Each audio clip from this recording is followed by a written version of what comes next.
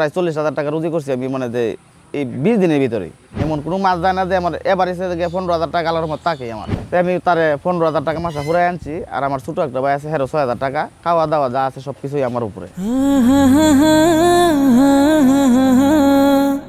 নেত্রকোনা শহর থেকে কেন্দুয়ার পথে 25 কিলোমিটার জুড়ে রাস্তার দুই ধারে কোথাও ধান কাটা শেষে বিরান মাঠ, কোথাও পুকুর, ধানি জমি, গাছপালা ঘেরা। আমাদের গন্তব্য কেন্দুয়ার মুজাফফরপুর বাজারের মোহাম্মদ খোকন মিয়ার হোটেল। হোটেলের নাম মা বাবার দোয়া। হোটেলের সাথেই একটি জরাজীর্ণ হাই স্কুল ও অসংখ্য ধানের গুদাম। তখন ধান কাটার ভরা মৌসুম। খেতে খেতে ধান কাটা চলছে ধান মাড়াইয়ের ও বস্তায় ভরার কাজ। এই ধানের মৌসুমকে কেন্দ্র করে হোটেলে বেচা বিক্রি এখন খুবই ভালো বলে জানান হোটেল মালিক খোকন মিয়া। কতদিন আগে আমাদের এলাকার ধান কাটা ছিল। এই ধানের আমদানি দেবে দেন, ইনশাল্লাহ আমি 12 টাকা রুজি করছি, প্রায় 40,000 টাকা রুজি করছি আমি, মানে যে এই 20 দিনের ভিতরে। তো এরপরে থেকে আলহামদুলিল্লাহ ধান কাটা মানে শেষ হয়েছে, 1 সপ্তাহ হয়েছে না, শেষ হয়েছে। এখন আমি প্রতিদিন 5,000, 6,000, 4,000 ব্যস্ত আছি আল্লাহর রহমতে। আমার ধানের মৌসুম শেষে খোকন মিয়ার হোটেলের বিক্রয় যেন কমে না যায়, এজন্য বিকল্প হিসেবে তিনি তার দোকানে তৈরি খাবারের বাজারজাত কার্যক্রম শুরু করেছেন। আমি আরেকটা প্রোগ্রাম নিছি। এখন মাল যেহেতু কম চলে, আমি দোকানে দোকানে মাল সেল দিতেছি। এখন মানে ইনকামের ব্যবস্থাটা যত বেশি করতে পারি আমার লাগে অতই ভালো, আর আমারও আশা এটাই। এই কাজে সার্বক্ষণিকভাবে সাথে আছেন তার আপন 2 ভাই। বড় ভাই বিচিত্র রকমের খাবার তৈরি করে প্যাকেট করে দেন। ছোট ভাই সেই খাবার আশেপাশের বাজারের বিভিন্ন দোকানে বিক্রয়ের জন্য পৌঁছে দেন। এখানে এই বাজারেই মানুষের বিচিত্র ব্যবসা, বিচিত্র জীবন। খোকন মিয়ার জীবনেও বৈচিত্র্য কম ছিল না। মাসিক 6-7 হাজার টাকা বেতনের সংসারে মা, বাবা, স্ত্রী, 3 সন্তানসহ কোনো রকমে খুঁড়িয়ে খুঁড়িয়ে চলা জীবনকে অতিক্রম করে কিভাবে আজ তিনি সফল উদ্যোক্তা, শোনা যাক তারই ভাষায়। জীবনে আমি অনেক কষ্ট করছি, করার পরে মৌলানা এনায়েতুল্লাহ সাহেব, ওনা আমাদের মাদ্রাসায় শিক্ষক ছিলেন। ওনা আমাকে একদিন বলতেছেন, খোকন ভাই আপনার রান্না তো অনেক ভালো হয়, তাহলে আপনি একটা হোটেল দিয়ে দেন, এই আপনার চলার একটা সুযোগ সুবিধা আমি করে দিই।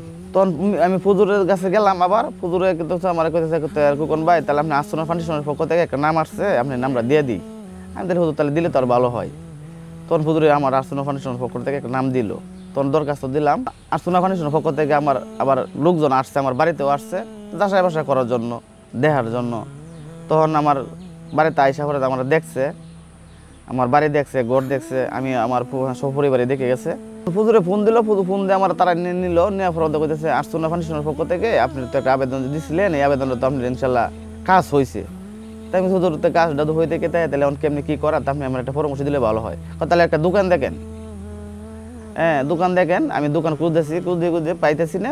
2-3 দিন পরে এই দোকান আমি পাইছি। তখন আস্তনা ফাউন্ডেশনের পক্ষ থেকে আমাকে ফোন দিতেছে, কইতেছে ভাই আপনার নাম্বারটা দেন, নাম্বারটা দিলে আপনার মোবাইলে টাকা যাবে, আপনার নাম্বারে টাকা যাবে। আমি বলতে ঠিক আছে, তাহলে আমি নাম্বারটা দিলাম। দেওয়ার পর 1,30,000 টাকা আমাকে 3 ধাপে তারা দিয়ে দিচ্ছে। রমজানের 13 তারিখ থেকে আমি হোটেল চালু করলাম। ইফতারি বেচলাম রমজান মাসে। এরপরে থেকে চা, ভাত, সিঙ্গারা, পুরি, এই বিভিন্ন জাতের আইটেম তুলছি।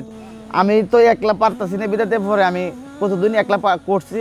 রমজান মাসের পর থেকে চাপ বেশি। তখন আমি আমার বড় ভাইয়ের আমি কই, ভাই তুমি তো ওই দিক সেদিক কাজ কাম করলে টাকা দিব, তো আমিও তোমাকে টাকা দেবো, সমস্যা নাই। তাই আমি তারে 15,000 টাকা মাসে ফুরাই আনছি। আর আমার ছোটো একটা ভাই আছে, 6,000 টাকা, খাওয়া দাওয়া যা আছে সব কিছুই আমার উপরে। সে হোটেল দেওয়ার পরে কারিগর পাইতেছে না, তখন আমার বলতেছে ভাই এদিক সেদিক কাজ করতেছে, তো আমি তোমার 400-500 টাকা দিলে হবে। আমি 500 টাকা দিতে হবে আর খাওয়াইতে হবে আমারে, যেহেতু আমি গরিব মানুষ এদিক সেদিক কাজ করতেছি। এখান থেকে 500 টাকা রোজ হাজিরা নিয়ে 15,000 টাকা বেতন নিয়ে আমার 2 ছেলে 1 মেয়ে নিয়ে আমি অনেকটাই সুখী আছি। আমার 3 নম্বর ভাই এই দোকান থেকে কাজ করে, সেও সুখী। মানব সেবার শপথ নিয়ে এর বেতন টেতন এগুলো দেওয়ার পরে ইনশাল্লাহ আশা করি যে আমি আমারও মোটামুটি একটা বেতন থাকে 5-7 হাজার টাকা, 10,000 টাকা, 15,000 টাকার মতো এরকম। মানে এমন কোনো মাছ যায় না যে আমার এভারেজে 15,000 টাকা আলার মতো থাকে আমার। তাই আমার যদি এই 500 টাকার উস্তা হয় তা আমার আশা করি আমার আর লাগতো না। আমি এদিকেই মনে করি আলহামদুলিল্লাহ। বেকার জনে খবর নেব, দুঃখীর ঘরে সুখ বিলাবো। এভাবেই আস-সুন্নাহ ফাউন্ডেশনের দক্ষতা ভিত্তিক উদ্যোক্তা তৈরির প্রকল্পের আওতায় বদলে গেছে মোহাম্মদ খোকন মিয়ার মতো বহু তরুণ যুবাদের জীবনের গতিপথ, ফিরিয়ে এনেছে সাফল্য গাথা এক বিজয়। আস-সুন্নাহ ফাউন্ডেশন, উম্মার স্বার্থে সুন্নাহর সাথে।